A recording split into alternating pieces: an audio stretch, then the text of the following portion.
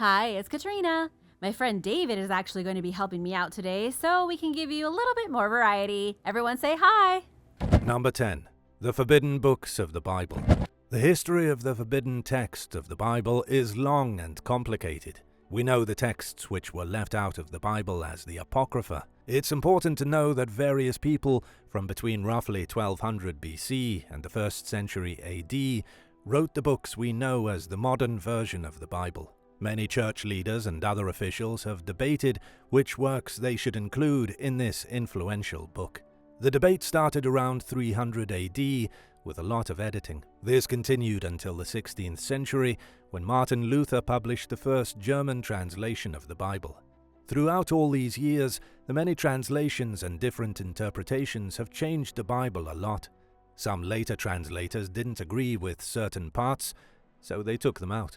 According to Jason Combs from Brigham Young University, a professor specializing in ancient Christianity, there were hundreds of works that were skeptical. These never made it into the canon. Many of them were lost, while others were preserved as forbidden books.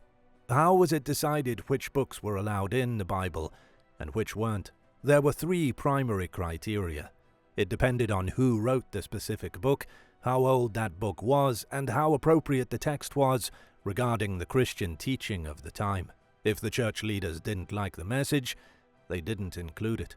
The Apocrypha comprises non-canonical books, mostly from the 2nd century AD, which refer to Jesus and his apostles. Some were published between the Old Testament and the New Testament.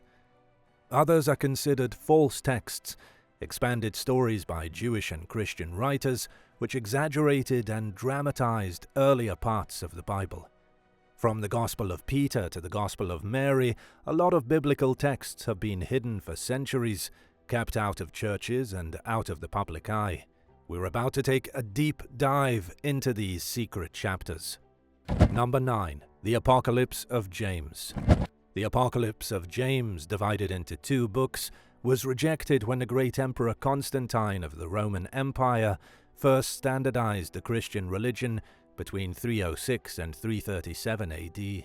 It was Constantine who instructed the bishops to take all available Christian writings in circulation and compress them into the New Testament.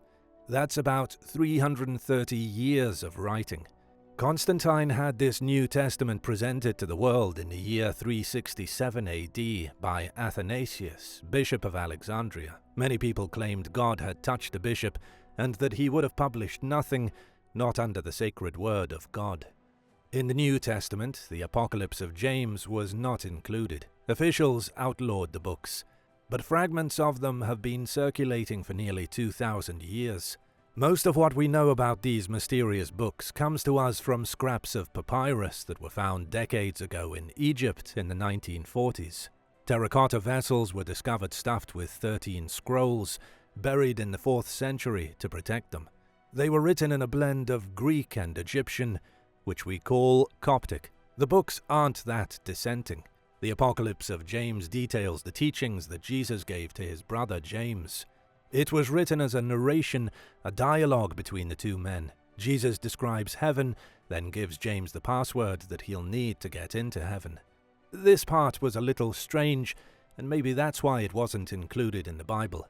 If you knew the password to get into heaven, who would you share it with?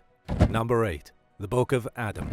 The Book of Adam is another version of the story that appears in Genesis of the conflict involving Adam, Eve, and Satan. Nobody knows which version of this story is correct, only that the version most of us know is in Genesis, and the story from the Book of Adam was thrown out. It's called The Conflict of Adam and Eve with Satan, and it was written in the 6th century.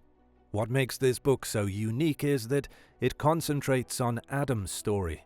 The serpent tries to kill Adam and Eve, but God foils him. He then casts the evil serpent into India.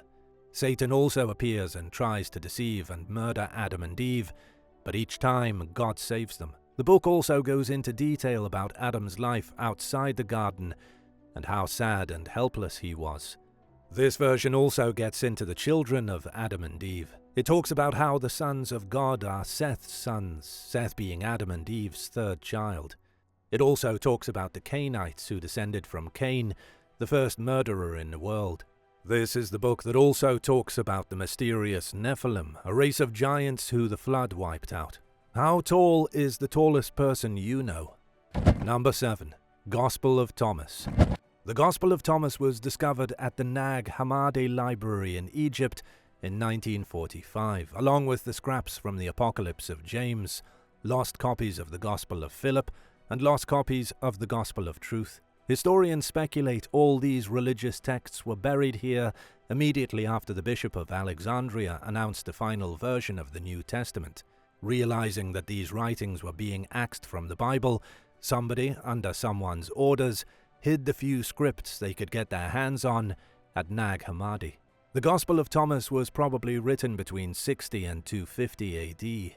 It contains sayings of Jesus with no information about the deeds of his life, which differ from the other Gospels. There are 114 of these sayings inside the Gospel of Thomas, with the introduction at the beginning saying, "These are the hidden words that Jesus Christ spoke, and Didymus Judas Thomas wrote down."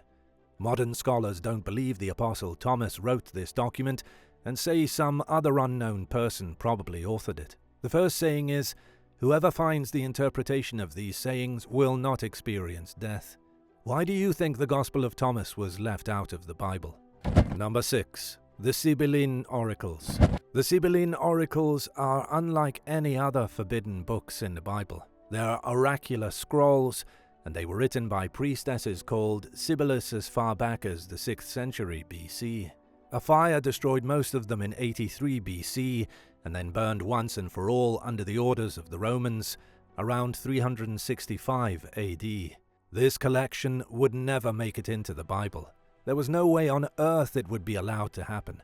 But they're still worth noting just because of how important they were once. The Sibylline Oracles were essentially the same things as the Gospels. They were a collection of stories and predictions involving the known world, mostly Rome and Assyria.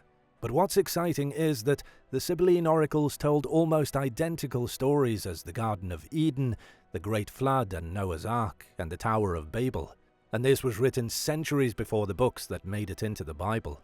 The stories from this pagan text are similar to the stories in the Bible.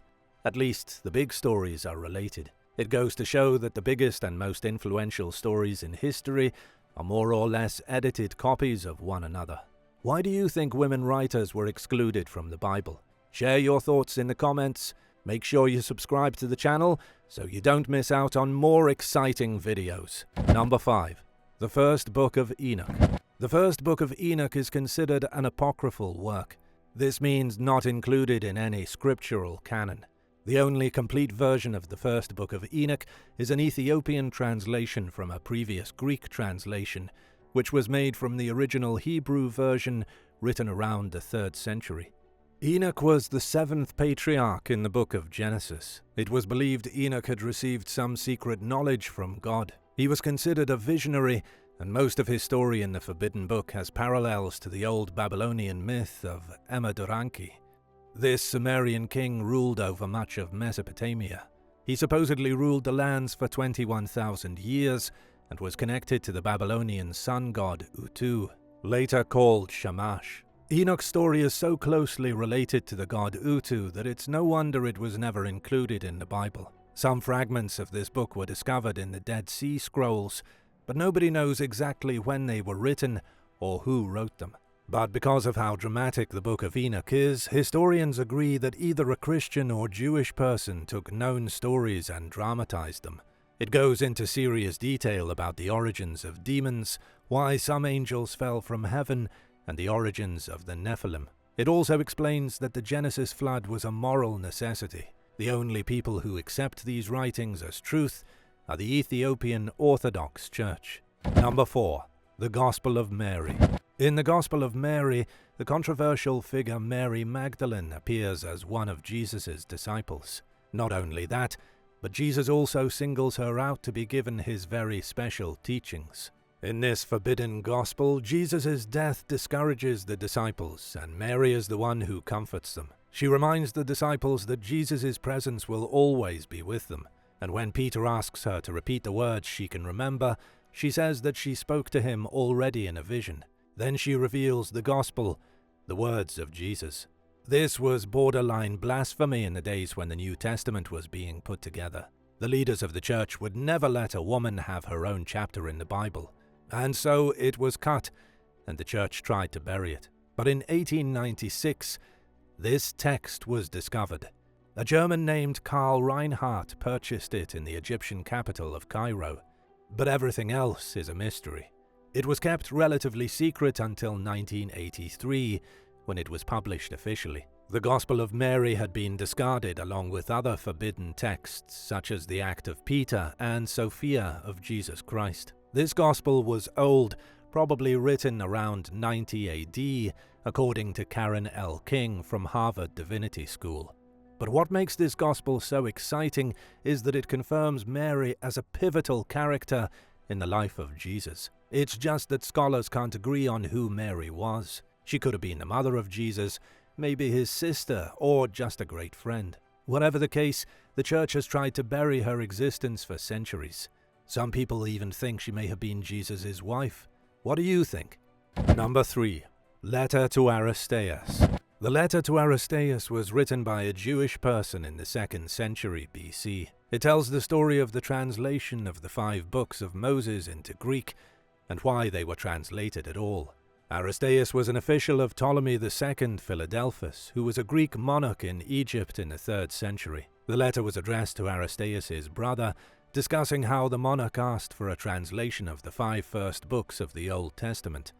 The translation took 72 days and was brought from Jerusalem to Egypt. This is exciting because the original books of the Old Testament were written in Hebrew, then translated to Greek, and then the New Testament primarily came from those Greek translations.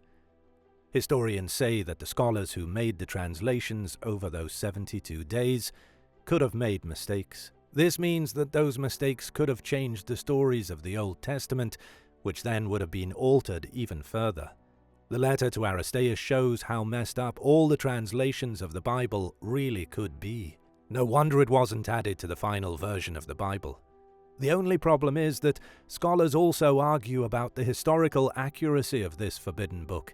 It could be real, an actual letter written verbatim, or it could be just another made-up story.